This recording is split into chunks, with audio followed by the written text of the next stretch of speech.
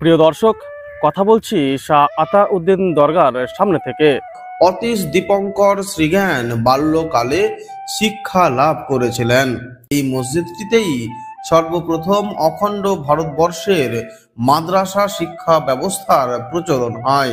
প্রিয় দর্শক, কথা বলছি শাহ আতাউদ্দিন দরগার সামনে থেকে। যদিও এটি শাহ আতাউদ্দিন দরগা নামেই বেশি পরিচিত, তবে এটি কোনো দরগা নয়। এটি আসলে চতুর্দশ শতকে গড়ে ওঠা একটি মসজিদ। চলুন ঘুরে দেখি সুলতানি আমলে তৈরি হওয়া এই শতাব্দী প্রাচীন মসজিদটি।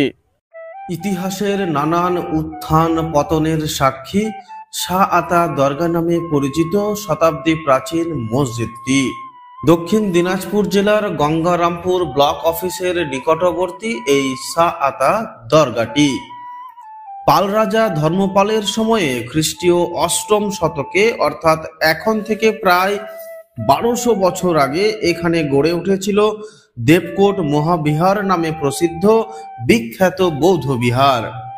ঐতিহাসিকদের ভাষ্যমতে এখানে নাকি চীন তিব্বতে বৌদ্ধ ধর্মের প্রচারক অতীশ দীপঙ্কর শ্রীজ্ঞান বাল্যকালে শিক্ষা লাভ করেছিলেন। পাল সাম্রাজ্যের শাসনকালে এই স্থানটি অত্যন্ত গুরুত্বপূর্ণ একটি কেন্দ্রে পরিণত হয়েছিল।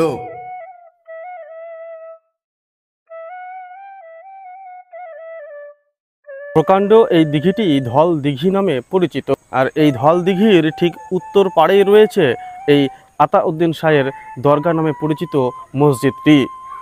মসজিদ থেকে এই সামনের যে দিঘিটি আছে সেই দিঘিতে যাওয়ার এটি একটি সিঁড়ি বা ধাপ এবং ঘাটও বলা যেতে পারে, এবং এই ঘাটটি পুরোটাই বড় বড় প্রকাণ্ড আকারের বড় বড় পাথর দিয়ে তৈরি।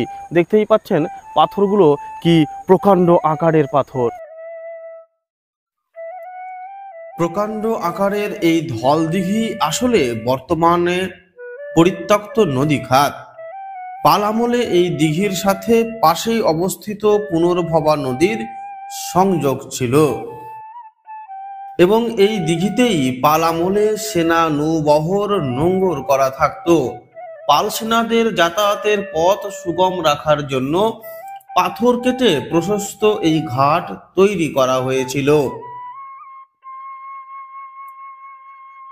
বর্তমান মৌলানা আতা শাহ এর এই দরগাটি যে অতীতের বৌদ্ধ বিহার তার চিত্র ধরা পড়ে দরগাটির স্থাপত্য রীতিতে।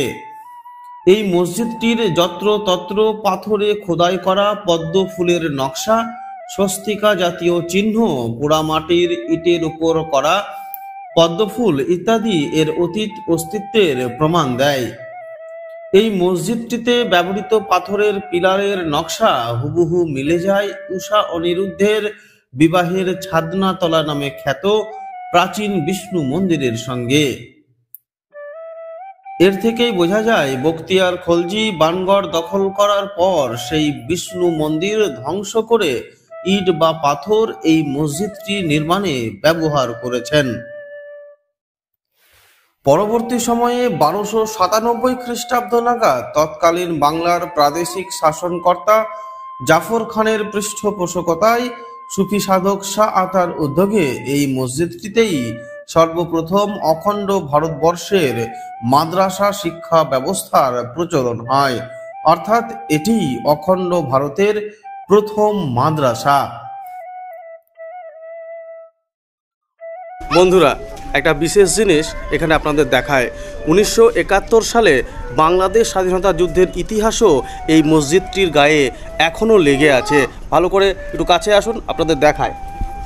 ভালো করে দেখুন, এই যে 1971 সালে এই অঞ্চলে নাকি ভারতীয় এবং বাংলাদেশি সেনাবাহিনীদের ক্যাম্প ছিল, এবং সেই ক্যাম্প থাকাকালীন সময়েই কোনো কারণবশত এখানে গুলি চালানো হয়, এবং গুলি কোনো এক অজ্ঞাত কারণে, অজানা কারণে এই আরবি ভাষায় লেখা এই যে ফলক, এই ফলকটির এইখানেই গুলি করা হয়, এবং গুলির চিহ্ন এখনও এখানে লেগে রয়েছে।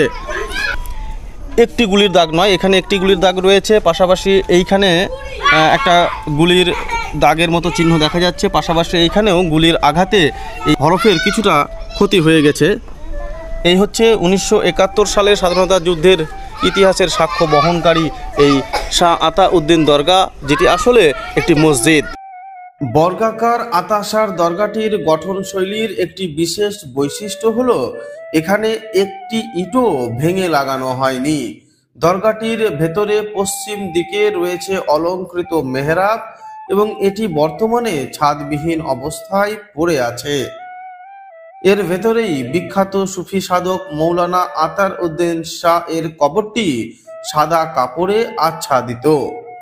যদিও ইসলাম অনুযায়ী মসজিদের ভেতরে দাফন করা একদমই নিষিদ্ধ। হাজার বছরের ইতিহাস সমৃদ্ধ এই স্থানটিতে বর্তমানে কোনো বৌদ্ধ বিহারের অস্তিত্ব আর টিকে নেই।